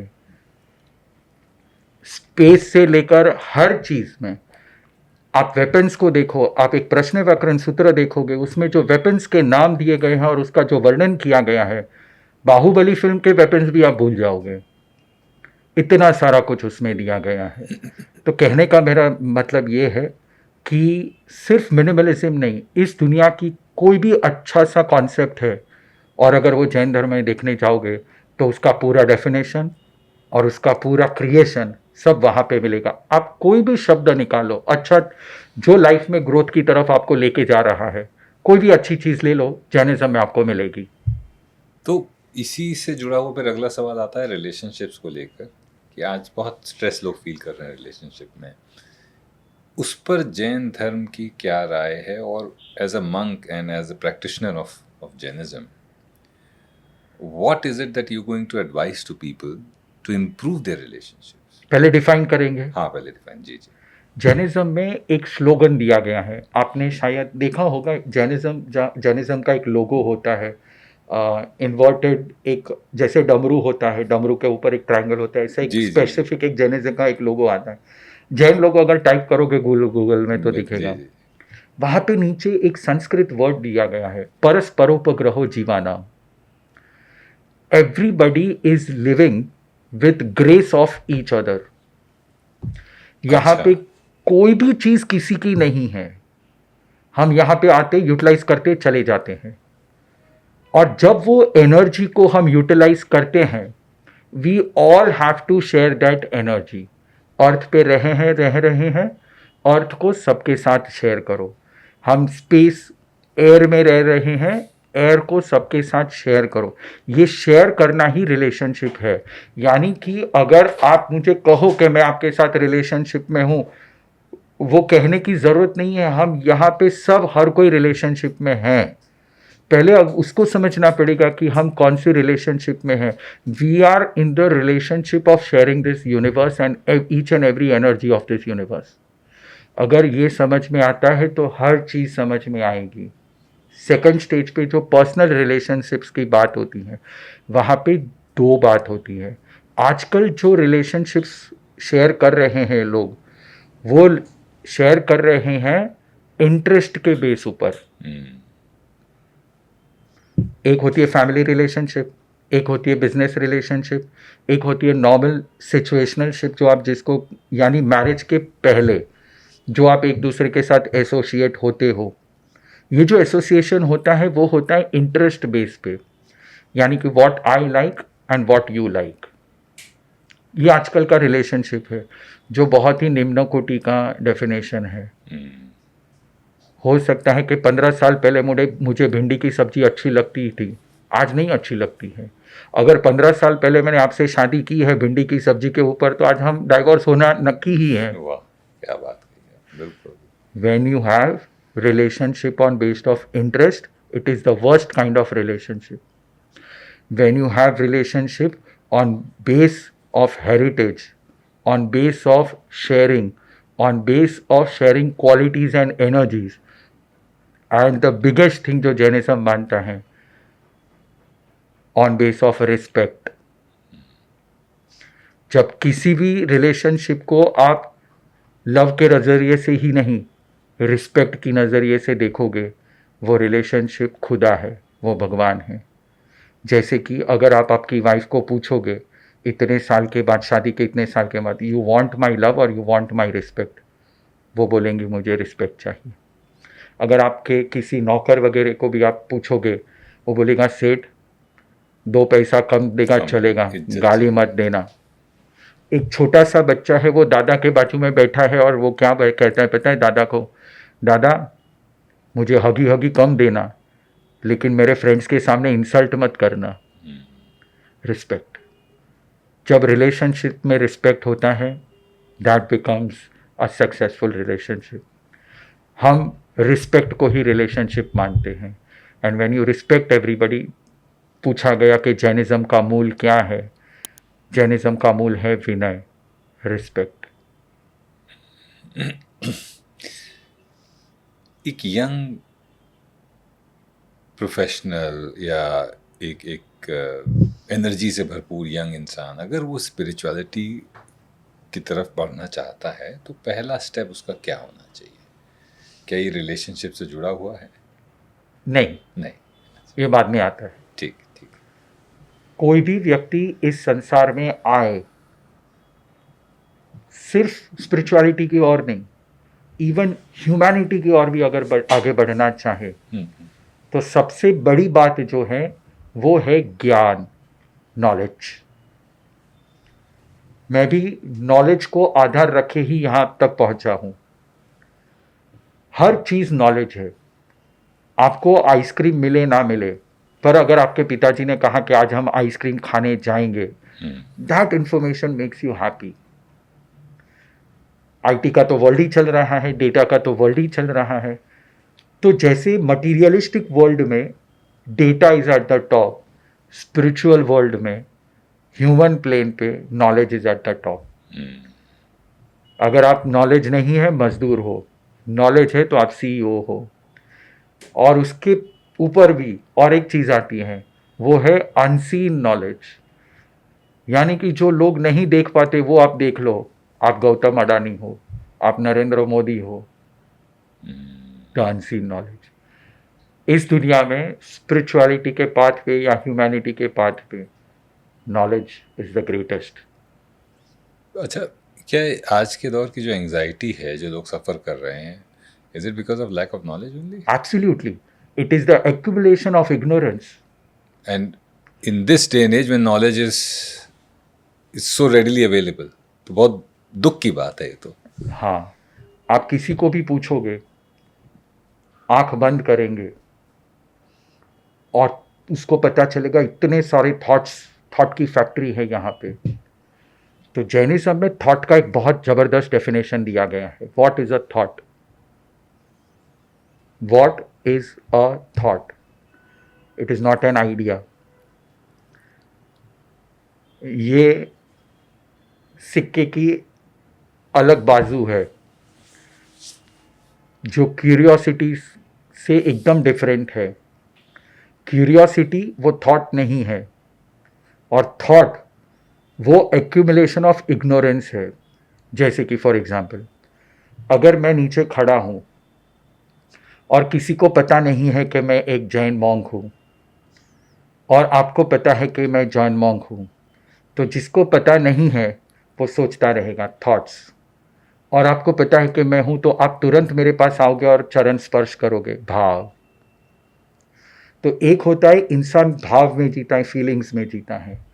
एक होता है इंसान थॉट्स में जीता है. तो आजकल जो लोग जी रहे हैं वो फीलिंग्स में नहीं जी रहे हैं, वो भाव में नहीं जी रहे हैं, वो जी रहे हैं थॉट्स में और इग्नोरेंस में. हम यही कार्य करते हैं. हमारा ध्येय ही यही है कि हम ज़्यादा से ज़्यादा लोगों तक नॉलेज दे पाएँ. जैनिज्म में ये माइक यूज़ करना, पॉडकास्ट में आना अलाउड नहीं है. इलेक्ट्रिसिटी के नीचे बैठना ये अलाउड नहीं है. जैसे ये पॉडकास्ट अपलोड होगा, लोग कमेंट करेंगे कि इसको यहाँ पे नहीं बैठना चाहिए, इसको ये नहीं करना चाहिए, उसको वो नहीं करना चाहिए.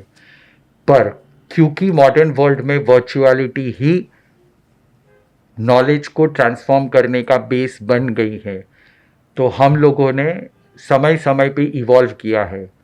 जैसे जिस समय पे कालिदास का समय था वहाँ उस समय पे नाटक लिखे गए, तो जैन धर्म ने भी जैन धर्म को समझाने के लिए नाटक लिखे. गुजरात में उसके बाद रास लिखे गए, तो जैन धर्म ने राम रास वगैरह सब जितने भी महापुरुष थे उनको कन्वर्ट करके उस समय का जो लिटरेचर था उसमें कन्वर्जन किया. उसके बाद में एक समय आया आर्ट का, पोएम्स का. आज से 100 साल पहले साइंस का इतना वजूद नहीं था जितना आर्ट का और लिटरेचर का वजूद था. तो जैनिज्म ने खुद का ग्रामर, खुद की हर चीज़ उन्होंने डिक्शनरी के साथ रिलीज़ की. आज के ज़माने में वर्चुअलिटी ही नॉलेज ट्रांसफॉर्मेशन का मीडियम है, तो हमको अपग्रेड किया है सिर्फ नॉलेज को ट्रांसफॉर्म करने के लिए. बाकी हमारी खुद की जो पर्सनल हार्डशिप्स वगैरह होती हैं वो हमारी वैसी की वैसी ही होती हैं. लोगों तक पहुंचने के लिए ये मीडियम यूज़ किया है. क्योंकि आपने जर्नलिज्म की बात करी और अभी जो बात हुई कि क्या फ़िलॉसफी है, तो मैं एक चीज़ जो मैं बहुत देर से पूछना चाह रहा था वो था ये जो आपने सफ़ेद कपड़ा रखा हुआ है, अब ये आपको पोल्यूशन से तो नहीं बचा रही, मैं देख रहा हूँ कि नाक के नीचे है, तो इसके पीछे की क्या सोच है? हाँ, तो ऐसे है कि एक जैन धर्म में जैसे मेरे पिछले पॉडकास्ट में भी मैंने इसका आंसर दिया था, इससे एक स्टेप का आगे का आंसर देना चाहूँगा. एक तो ये बात है कि हम जो भी बात करते हैं उसमें फ्रिक्शन होता है. यहाँ पे फ्रिक्शन होता है, यहाँ पे फ्रिक्शन होता है, गर्म हवा निकलती है और वो इन्फेक्टेड होता है. अगर आप भी ये मास्क लगा लोगे, आधे घंटे के बाद आपको पता चलेगा कि ये मास्क के अंदर का जो पार्ट है वहाँ पे बहुत सारा कुछ जम गया है. अगर आप वो माइक्रोस्कोप में डालोगे तो आपको पता चलेगा कीड़े जो हैं, बहुत सारे कीड़े यहाँ पे लगे. हम ये चेंज कर देंगे, 1 घंटे के बाद हम ये डाल देंगे, दूसरा पहन लेंगे. इसकी भी लिमिटेशंस और मर्यादा बताई गई है कैसे इसको करना है. इस मतलब ये कितनी उंगली का होना चाहिए, कितना फैट होना चाहिए, पूरा साइंस है. ओके. तो बेसिकली ये है कि हम जीव दया पालन करने के लिए किसी भी जीव की हत्या ना हो. हमारे मुंह से इन्फेक्शन जो निकल रहा है, यानी दूसरों को इन्फेक्शन तो हमें ना लगे वो तो है ही है. हम शून्य घरों में, मेडिटेटिव प्लेसेस में रहते हैं तो वहाँ पे फ्लाइज मुंह में ना चले जाएं, वो तो है ही है. पर हमारे ओर से होने वाली हिंसाओं से भी हम बच पाएँ, इसीलिए मास्क लगाते हैं. और हम जब पढ़ते हैं, कोई भी व्यक्ति है, अगर आप आप रिकॉर्डिंग, वीडियो रिकॉर्डिंग देखोगे, जब आप बात करते हो आपके मुंह में से स्पिट निकलती ही है, जी बिल्कुल। और जब हम स्वाध्याय करते हैं तो उसके ऊपर वो स्पिट ना गिरे, इस वजह से भी हम ये करते हैं। पर बेसिक साइंस है, जो फ्रिक्शन होता है उस फ्रिक्शन को स्लो डाउन करने के लिए ये होता है। नोज में से ये फ्रिक्शन कभी नहीं होता है, ओ, ये फ्रिक्शन मुंह से होता है। इसीलिए मुंह को कवर करता है। फ्रिक्शन की आपने बात करी, तो रिलेशनशिप्स में भी बड़ा फ्रिक्शन है और माइंड में भी बड़ा फ्रिक्शन है। ये भी एक हमारा रीज़न है। ये लगने के बाद हमें कॉन्शियस रहता है, वी आर कंटिन्यूसली अवेयर कि जो भी शब्द बोलने हैं वो इतने फिल्टर करके बोलने हैं ताकि सामने वाले को हर्ट ना करे। हर्ट ना करे। तो वो हर्ट की जो बात है, आजकल लोग सेल्फ इन्फ्लिक्ट कर रहे हैं हर्ट, और सोशल मीडिया उसका एक बहुत बड़ा कारण हो गया है कि हम अपनी देख के हाय ये मेरे पास नहीं है, ओ हाय अरे इतना कर रहा है। तो क्या वाकई सोशल मीडिया नाखुशी का, दुख का कारण बनता जा रहा है, ऐसा नहीं है, या हमारे अंदर के ही किसी खालीपन को एक्सपोज कर रहा है वो? हम आज के दौर को अगर डिफाइन करें, आज के दौर को, तो उसको जैनिज्म एक वर्ड देता है, एम्प्लीफिकेशन। यानी पहले जो था वही आज है, सिर्फ वो एम्प्लीफिकेशन हुआ है। जैसे कि ये वॉइस है, वॉइस तो वही है, ये एम्पलीफायर है। टेलीस्कोप, माइक्रोस्कोप, चीज़ें वही हैं, वो उसको एम्पलीफाई करता है। तो इसी तरह से ईर्ष्या की अग्नि वही है, सोशल मीडिया उसको एम्पलीफाई करता है। तो मॉडर्न जो ज़माना है वो एम्पलीफिकेशन का ज़माना है। स्पीड एम्पलीफाई करा दी गई है। अगर आप उसको, उस स्पीड को या उस चीज़ को अगर आप होल्ड कर पाते हो, वेल एंड गुड। अगर आप में वो कैपेसिटी नहीं है तो जैन धर्म आपको सिखा देगा। गुरुजी, ये अकेलेपन का जो आज के दौर में जो कारण है, अगर उसको आपको डिकोड करना हो, तो सबसे बड़ा कारण क्या है? सबसे इम्पॉर्टेंट, लोग एक दूसरे से कनेक्ट नहीं कर पाते हैं।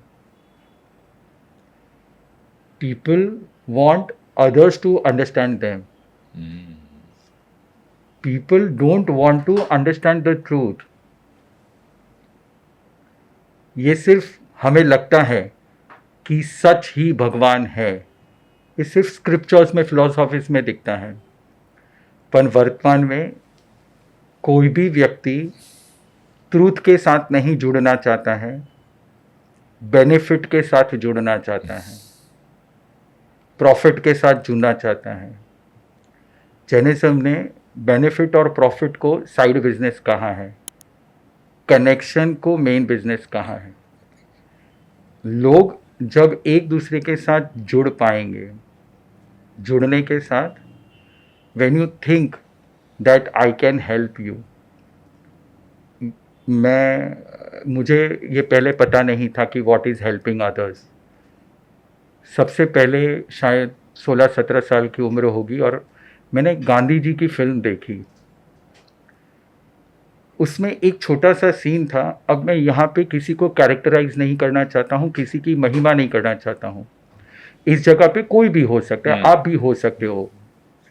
पर एक औरत को हेल्पलेस देख करके उसको अब वो नदी में, तापी की नदी में खुद का कोट बहाना, वो जो फीलिंग है ना, करुणा की फीलिंग, ये करुणा की फ्रीक्वेंसी इस दुनिया की सबसे श्रेष्ठ में श्रेष्ठ फ्रीक्वेंसी है। जब ये करुणा का भाव आपके दिल में आएगा कि सामने वाली व्यक्ति कौन सी तकलीफ में, जैसे कि अगर आप मुझसे गुस्सा हो तो मैं आपके गुस्से को नहीं देखता हूँ, आपके अंदर वो कौन सा हर्ट है जिस वजह से आप गुस्सा हो, उस हर्ट को देखना वो करुणा है। फिर आपको गुस्सा नहीं आएगा, आपको प्यार आएगा, आपको करुणा आएगी। जैन धर्म ये सिखाता है, करुणा की फ्रीक्वेंसी को जो जितना डेवलप करेगा उतना वर्ल्ड हील होते जाएगी। और ये हीलिंग आज के ज़माने में बहुत इम्पॉर्टेंट है। हर व्यक्ति को एक दूसरे के हर्ट को हील करने का डिटर्मिनेशन रखना चाहिए. And when you determine to heal others, you are the best connected person. अपनी हीलिंग की बात करी, एक और समस्या जिससे लोग जूझ रहे हैं वो है डिप्रेशन. उसका अगर स्पिरिचुअली उसको हम डिफाइन करें, जैसे आपने सफलता को, सक्सेस को मेरे लिए स्पिरिचुअली डिफाइन किया, तो अगर डिप्रेशन को स्पिरिचुअली डिफाइन करें और उससे कैसे स्पिरिचुअलिटी के ज़रिए निकल सकते हैं, तो बहुत भला होगा कई लोगों का. डिप्रेशन मतलब हर चीज़ को नेगेटिव देखना. जी. मेरा भी एक स्टेज था, टीनेज थी मेरी भी, 17-18 साल का था. एक पॉइंट ऑफ सैचुरेशन ऐसा आ गया कि इस दुनिया में मुझे हर चीज़ मतलबी दिखने लगी. मुझे ऐसे लगता था कि हर चीज़ नेगेटिव है. किसी का भी नाम ले लीजिए, उस पॉइंट ऑफ टाइम पे मुझे इस जीवन से ही नफरत हो गई थी. तब मैं गुरुजी के पास गया और मैंने उनको पूछा कि मेरे में क्या ऐसी गलती है जो मैं हर चीज़ को देख पा रहा हूँ, गलत देख पा रहा हूँ, जो सच है, पर फिर भी मैं दुखी हूँ. तब मेरे गुरुजी ने बताया, एक काम कर, तू हर व्यक्ति के गुण गाना शुरू कर दे. अगर वो अच्छा भी नहीं लगता है, फिर भी एक्सप्रेस योर ग्रैटिट्यूड. तो सबसे पहले मैंने वो काम किया कि बचपन से जो मेरी टीचर्स थी उन सारे के नाम लिखे, जिसने मुझे सिर्फ ए सिखाया या मुझे पेन भी हाथ में पकड़ने को, पेंसिल भी हाथ में पकड़ने को सिखाया. मैंने लिखने की शुरुआत की, लिस्ट बनाते गया. करीब 6 दिन लगे घर पे बैठ के. मैंने सिर्फ एक ही काम किया, लिस्ट बनाते गया. और ऑटोमेटिक 6 दिन के बाद वो डिप्रेशन मेरा गायब हो चुका था. एक चीज़ हुई थी कि मैंने सबके गुण देखने शुरू कर दिए थे. जब तक आप लोगों के दुर्गुण देखोगे, आप डिप्रेशन में चले जाओगे. रिलेशनशिप में भी यही होता है. पहले हम एक दूसरे के गुण देखते हैं, we see each others qualities. फिर जैसे जैसे वो दुर्गुण दिखने शुरू हो जाते हैं, यू फॉल अपार्ट. उसको कंट्रोल करना वो जैनिज्म है. तो इससे एक और जुड़ा हुआ सवाल मन में आता है, वो आता है डिसिप्लिन को लेकर. ये भी एक डिसिप्लिन है. It is a discipline. वो कैसे बिल्ड करें, वो भी एक बहुत बड़ी समस्या है हमारी जनरेशन की. जनरेशन छोड़ दीजिए, अक्रॉस जनरेशन वो एक बहुत बड़ी समस्या रही है. अगर आपको कुछ भी जीवन में अचीव करना है तो एक डिसिप्लिन बनाना पड़ेगा. मोटिवेशन थोड़े दिन चलता है, डिसिप्लिन हमेशा चलता है. कैसे बिल्ड कर सकते हैं डिसिप्लिन? अब जो मैं बात करूँगा, शायद बहुत लोग मुझे गाली देंगे, पर ये ट्रूथ है. डिसिप्लिन को अगर मेंटेन करना है, या खुद के इमोशंस को कंट्रोल करना है, या खुद के थॉट्स को फ्लो देना है, सबसे पहली चीज़ जो कंट्रोल करनी है वो है हास्य. कैसे? ये इतना बड़ा सीक्रेट है, ये शायद ही कहीं पॉडकास्ट पे रिवील हुआ होगा. हास्य मतलब क्या? एक होता है खुशी, स्माइल, और एक होता है हास्य. हास्य एक एडिक्शन है. इसलिए बार बार लोग कपिल शर्मा के कॉमेडी जो रील्स होते हैं वो बार बार स्क्रॉल करते हैं. उसको वो डोपामिन चाहिए. हास्य वो एडिक्शन है, अच्छी बात नहीं है. कैसे? अगर कोई व्यक्ति सीढ़ियों से नीचे उतर, एक सीढ़ी स्किप कर जाए और ऐसे हो जाए, आधे से ज़्यादा लोगों को हंसी आएगी, करुणा बहुत कम लोगों को आएगी कि उसको लग गया. कोई स्किप कर जाए, हंसना आ जाएगा. ये हास्य को कंट्रोल करना, किसी का बुरा होते हुए देख हास्य को कंट्रोल करना. और आज लोगों में ये एडिक्शन इतना हाई लेवल पे गुजर चुका है that people are not able to laugh on common things. People want ultra abnormal things to laugh. यानी उनकी सोच कितनी गलत हो गई, कितनी हाई लेवल पे हो गई है. जिस दिन हम हास्य को कंट्रोल करेंगे, तो इसका सीक्वेंस बताया गया है. सबसे पहले हास्य को कंट्रोल करना है.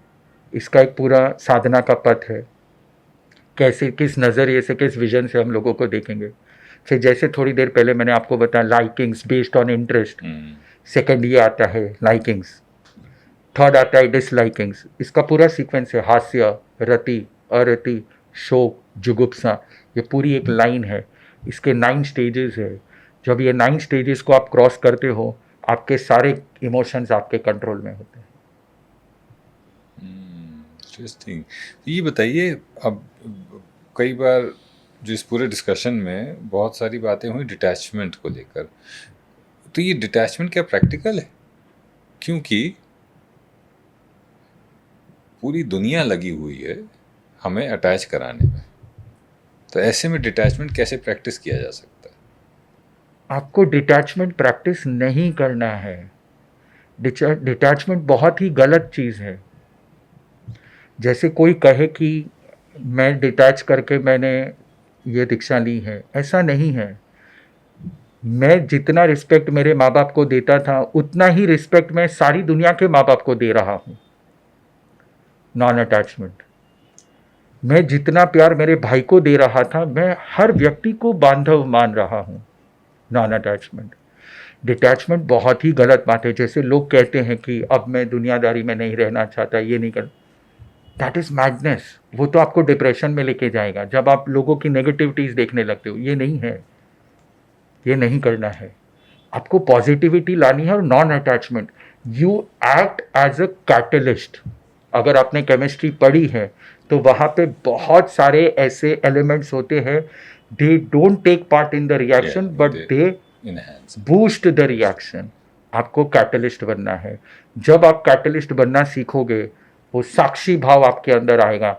जब आप देखोगे कि हर चीज़ हो रही है, मेरे सामने हो रही है, मैं जितना मदद कर पाऊंगा उतना करूंगा, और बाकी मैं जहाँ पे हूँ, जिसे जो करना है करने दो, जिसे जैसे होना है होने दो, मुझे मुझ में रहने दो। It is non attachment, not detachment. क्या ये भी सही है कि स्पिरिचुअलिटी इंसान को कम एम्बिशियस बना देती है, या स्पिरिचुअलिटी का वही पर्पस है कि एम्बिशन कम कर दें? एम्बिशियस, कांक्षा, महत्वाकांक्षा, एम्बिशियस होना, ये गलत बात नहीं है। जी। पर हर चीज़ को एम्बिशन के नाम पे उसको प्रेजेंट करना, ये गलत बात है। जस्टिफाई कर देना, जस्टिफाई कर देना, ये गलत बात है। तो स्पिरिचुअलिटी तो आपको कंफ्यूजन से निकालती है। महत्वाकांक्षा रखे पर क्लैरिटी के साथ। and not be greedy about it probably. तो अगर अटैचमेंट पेन देता है तो क्या हमें प्रेम को अवॉइड करना चाहिए? ये हमें समझना होगा। प्रेम का जो वर्तमान डेफिनेशन दिया गया है वो वेस्टर्न डेफिनेशन है। आपको इंग्लिश में एक ही वर्ड मिलेगा, लव। पर इंडियन कल्चर में उस लव के बहुत सारे प्रकार है। तामसिक, राजसिक, सात्विक प्रकार हैं। जैसे फॉर एग्जाम्पल, माया भी एक प्रेम है पर वो तामसिक है। वात्सल्य वो भी एक प्रेम है पर वो सात्विक है। और आजकल जो डेटिंग वगैरह चलती है वो राजसिक है। तो उसको तो आप एक ही लव शब्द में आपने अगर तुलना कर दी तो मैं तो उसका जवाब नहीं दे पाऊंगा। पर हमारे कल्चर के हिसाब से इसके 3 फेजेस बताए गए हैं। तामसिक भी है, राजसिक भी है और सात्विक भी है। सात्विक वाला जो प्रेम है उसको मैत्री भाव कहा जाता है। जैनिज्म उसको रखता है। बाकी का पता नहीं है। आज ऐसा लग रहा है जैसे आत्म साक्षात्कार चल रहा है और अंदर वही रोशनी जो है, लाइट अंदर की तरफ दिखाई जा रही है। अच्छा, ये जो मॉडर्न स्पिरिचुअलिटी है जो कि एक इंडस्ट्री भी बन गई है, क्या ये सिर्फ ईगो का नया फॉर्म है? बहुत सारी जो स्पिरिचुअलिटी है वो क्या ईगो का नया फॉर्म है? ईगो को हम अगर साइड पे रख दें जी। तो जैसे मैंने जब दीक्षा नहीं ली हुई थी तो हमारे घर पे 2 चीज़ होती थी। हमारे घर पे 2 मंदिर थे। एक मंदिर था जिसमें भगवान महावीर की तस्वीर, उनकी प्रतिमा, वो सब रखी जाती थी। और एक होती थी जहाँ पे कुल देवता या जो हमारे ब्राह्मण हमारे घर पे आते थे, वो हमें जो विधि बताते थे, वो धूप दीप वगैरह करना, वो मेरे पिताजी करते थे, गणेश जी की पूजा वगैरह। तो मुझे हर बार ये क्वेश्चन होता था कि अगर हम भगवान महावीर की प्रतिमा देखें तो उनके हाथ में कोई अस्त्र शस्त्र वाहन नहीं है, और यहाँ पे हर एक के पास एक वाहन अस्त्र शस्त्र वगैरह हैं। तो मैं पिताजी से हर बार ये पूछता था कि ये धर्म है या ये धर्म है, यानी शस्त्र रखना धर्म है या शस्त्र नहीं रखना धर्म है, ये धर्म है या वो धर्म है। तो दो चीज़ बहुत क्लैरिटी के साथ आपको समझनी होगी। हमारा डुअल एग्जिस्टेंस है, एक है सोल और एक है बॉडी, डुअल एग्जिस्टेंस है। सोल के एलिवेशन की बात है, वो अलग है, और बॉडी और रिलेटिव लोगों के साथ इवॉल्व होना वो अलग बात है, क्योंकि यहाँ पे बॉडी के साथ आता है प्रोटेक्शन, सिक्योरिटी, एक्सपांशन, स्टेबिलिटी, ये हर चीज़ आती है। तो उसके लिए आजकल जो स्पिरिचुअलिटी की बात होती है वो बॉडी सेंट्रिक स्पिरिचुअलिटी की बात होती है, यानी कि मंत्र तंत्र, कुल देवता को प्रसन्न करना, एस्ट्रोलॉजी में बिलीव करना, this all is body related, body centred. दो ही धर्म ऐसे हैं, जैनिज्म और बुद्धिज़्म, जो सोल सेंटर्ड है, जहाँ पे हम लक को नहीं मानते हैं, सिर्फ एक ही चीज़ को मानते हैं, एफर्ट्स, पुरुषार्थ करिए और इवॉल्व होइए। यहाँ पे किसी देवी देवता की सहायता की बात ही नहीं आती है। खुद भगवान महावीर ने जब दीक्षा ली और इंद्र ने कहा कि मैं आपको हेल्प करता हूँ साधना करने में, भगवान महावीर ने उसको सिर्फ एक स्माइल दी, मैं साधना पथ पे जा रहा हूँ, तू मुझे हेल्प करेगा नहीं, मुश्किलें आएंगी वो मैं सहूँगा, मुझे ये साधना करनी है। तो आजकल जो स्पिरिचुअलिटी बात हो रही है, सोल सेंट्रिक बहुत कम हो रही है, बॉडी सेंट्रिक ज़्यादा हो रही है। तो इन दोनों डिफ्रेंशिएशन को आपको समझना होगा। यक्ष संवाद एक है जिसमें युधिष्ठिर और यक्ष का संवाद है, जहाँ पर युधिष्ठिर एक यक्ष के सब प्रश्न पर जवाब देते हैं कि इंसान पेरिशेबल है, बेसिकली एक दिन ख़त्म हो जाएगा, पर वो जीता ऐसे है जैसे वो हमेशा रहने वाला है, परमानेंस। यस, क्या कारण है कि हम हैं टेम्परेरी पर हम जी रहे हैं जैसे हम परमानेंट सिटीजन हैं, यहाँ के नागरिकता लेकर आए हैं जैसे। ऐसे ही जीना पड़ेगा, वरना आप डिप्रेशन में चले जाओगे, जी ही नहीं पाओगे। That is a different level of thinking. हाँ, पर ये है कि एक्चुअल में हमारा सोल परमानेंट है, और यहाँ पे जितने दिन हमको मिले हैं, इसमें से यहाँ से जितना हम इवॉल्व हो पाए इतना यहाँ पे इवॉल्व हो, यहाँ से निकल कर किसी और प्लेन पे जाएंगे, वहाँ पे हम इवॉल्व होंगे। तो हमारा इनर एग्जिस्टेंस तो परमानेंट है ही है। माइंड की अगर हम बात करें, माइंड जो है वही सफरिंग का कारण भी है, पर उसको अगर कंट्रोल कर लिया तो वही हमारे मोक्ष का रास्ता भी है। तो अगर दोनों एक्सट्रीम के बीच में वो है, तो क्या हमें उस पर ट्रस्ट करना चाहिए या डिस्ट्रस्ट करना चाहिए या उसको अपना साथी मानना चाहिए? एक सिंपल बात है। एक आखिरी चीज में जोड़ना चाहूँगा, क्या साथी या सारथी मानना चाहिए? एक सिंपल बात है, माइंड को सारथी मानने की जरूरत ही नहीं है।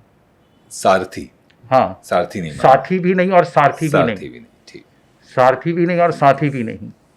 क्यों? क्योंकि यहाँ पे राजा कॉन्शियस है, हमारा जो सोल है, जो कॉन्शियस है, वो राजा है, और उसको इस संसार में जीने के लिए तीन चीज़ मिली हैं। जैसे अगर स्पेस में जाना है तो स्पेस के कपड़े और रॉकेट आपको चाहिए, ऐसे इस अर्थ पे अगर आपको जीना है तो तीन चीज़ आपको चाहिए होगी। एक है बॉडी, एक है स्पीच और एक है माइंड। ये तीन टूल है, दीज आर यूटिलिटी टूल्स। और इसी वजह से ये तीनों तीन रिप्लेसेबल है। आज से 200 साल पहले इंडस्ट्रियल रेवोल्यूशन आया तो बॉडी की ताकत रिप्लेस हो गई। उसके बाद में सोशल मीडिया रेवोल्यूशन आया तो स्पीच की ताकत रिप्लेस हो गई, एआई आ गया तो माइंड की ताकत रिप्लेस हो गई। इन तीनों से अलग है आपका सोल, आपकी आत्मा। तो इन तीन चीज को अगर आप नौकर की तरह यूज करोगे तो ही आप राजा हो। अब बहुत सारी बातें हुई इस चीज़ को लेकर कि डिज़ायर्स जो हैं उनको ख़त्म करना बड़ा ज़रूरी है, उनकी तरफ आसक्त होना नहीं चाहिए। पर अगर वो ख़त्म हो जाएं तो क्या ऐसा नहीं है कि मतलब जीने की वजह जो है वही ख़त्म हो जाएगी, बड़ी लाइफ मंडेन हो जाएगी? ऐसा है या ये एवोल्यूशन का अगला पथ है जहाँ जिसके बारे में आप तभी समझ सकते हैं जब आप वहाँ पहुँच जाएं? यहाँ से आप देखेंगे तो आपको लगेगा अरे बिना डिज़ायर के हमारे एग्जिस्टेंस का फ़ायदा ही क्या है? ऐसा होता है क्योंकि हम यूनिवर्स से डिस्कनेक्टेड हैं।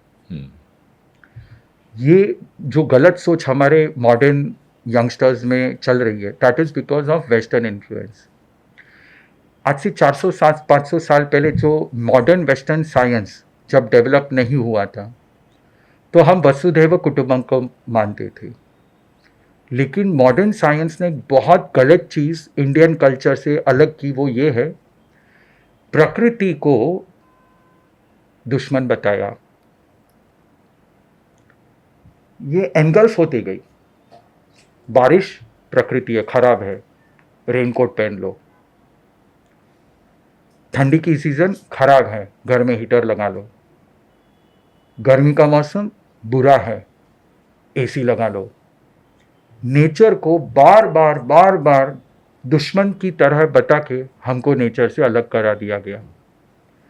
और क्योंकि हम नेचर से अलग हो गए, हम यूनिवर्स से अलग हो गए। और क्योंकि नेचर और यूनिवर्स से अलग हो गए तो हमारे अंदर खुद को जीने के डिज़ायर्स होने लगे।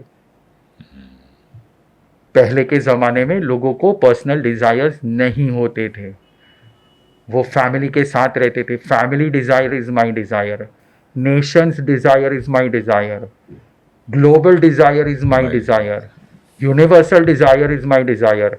अब आप हर चीज़ से डिस्कनेक्ट हो गए। Your desire, selfish motive is your desire. तो डिज़ायर वो एक इल्यूजन है। You are not alone in this world. आप खुद अकेले नहीं जी सकते हो। जो ये बात है my life, my style, my wish, ये सबसे बड़ा इल्यूजन है। You are not alone in this universe. Your existence is because of the biggest crime of this generation, my life my style, ये क्रिमिनल साइकोलॉजी है। We all, it is about us. ये us पे मैं आपको एक छोटा सा किस्सा बताता हूँ। तो मैं यूपी से हूँ, तो हम लोग ना वहाँ हम करके बात करते हैं। एब्सोल्युटली। तो मेरा मजाक उड़ाते थे स्कूल में दोस्त। तो मेरे दादाजी थे, वो आपकी तरह हमारे गुरु थे वो एकदम। तो एक दिन मैंने उनसे कहा, पापा बाबा बहुत मजाक उड़ाते हैं ये लोग, हम बोलते हैं ना, ये लोग मैं बात करते हैं। बोले मैं जो है वो अहम की निशानी है, it's a sign of ego. तुम नहीं हो, तुम इसलिए हो क्योंकि तुम्हारे आसपास लोग हैं, इसीलिए हम करके बात करते हैं। वो देखिए छोटे से उम्र में बात बताई थी, लेकिन आज तक है हमारे साथ। और आज आपने जब बात करी तो उससे, उनकी बात से कनेक्ट हो गई। तो मुझे लगता है कि एक पूरा दिन आपके साथ बिताना पड़ेगा जहाँ पर सिर्फ बातें करेंगे और कैमरे के लिए नहीं, अपने लिए बातें करेंगे। तब बहुत सारी कुछ और बातें निकलेंगी। लेकिन अभी के लिए हमसे संवाद करने के लिए बहुत बहुत धन्यवाद। एक आखिरी मैसेज अगर आप कुछ यूथ को, युवा को, हमारे जैसे युवा को अगर कुछ देना चाहें आप, तो आप प्लीज़। मेरी एक ही बात है, knowledge is the ultimate destination. Knowledge लेते रहिए। और ऐसे ऐसे जो पॉडकास्ट जो एक्चुअल में लोगों तक सही बात पहुंचाने की कोशिश कर रहे हैं, इंडियन कल्चर को आगे बढ़ाने की कोशिश कर रहे हैं, आपके ग्रोथ में आपको एक्सेसिव होने के लिए, हर चीज़ को एक्सेसिबल बनाने के लिए ये सारे पॉडकास्ट के जो आयोजन होते हैं उनसे जुड़े रहिए। नॉलेज के साथ, मेंटर्स के साथ, गुरुज के साथ जुड़े रहिए।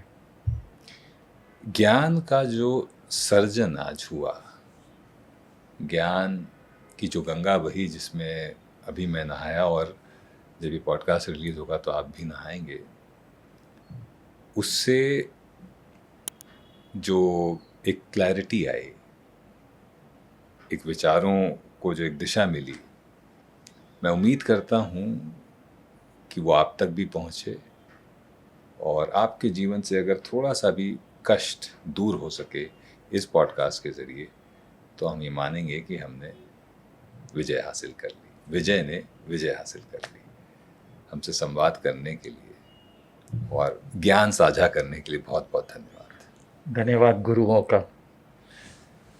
एक मिनट जी जब रिचुअल खत्म होता है तो हम एक मंत्र करते जी हैं। जी जी मैं अपना रिचुअल करने आ रहा था, मैं आपके चरण छूना चाह रहा था इससे पहले कि कट हो। जी मंत्र होने के जी जी बताइए।